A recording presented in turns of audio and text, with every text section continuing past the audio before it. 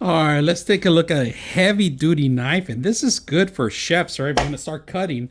This is great. Right now, we're going to cut some meat. I already started earlier, but this is super sharp. It's heavy. Make sure you keep it oil when you put it away too.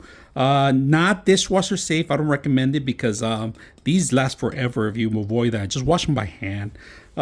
Like the handle of it, very heavy duty for large pieces of meat or poultry if you want, optional. So we're gonna do some chicken today.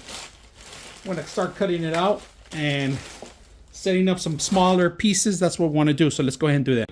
Look how simple it is, guys. With this, just heavy duty. You don't even have to press it down too much because the weight of it is nice and simple. But if you do, look at that. Nice, beautiful cuts, all right? So, love the knife.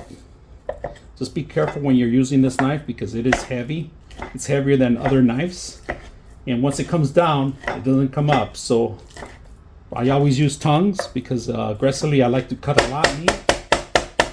Get yourself a nice little wood board like I've done. Nice pieces. Look at that. The simplicity of it. You don't have to. Look at that. Very simple to cut the actual meat with this. Aggressively cutting it. Makes nice pieces. Look at that. A spatula. Throw it in the next piece. You know? Love that. This is my favorite thing about this thing. It grabs on pretty good.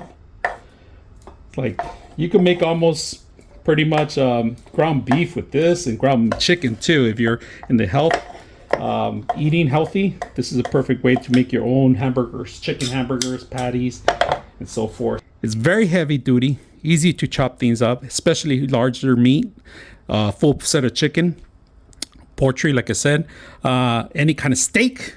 It'll cut through bone. Very simple. So very simple, easy to use. I hope you guys enjoy the video.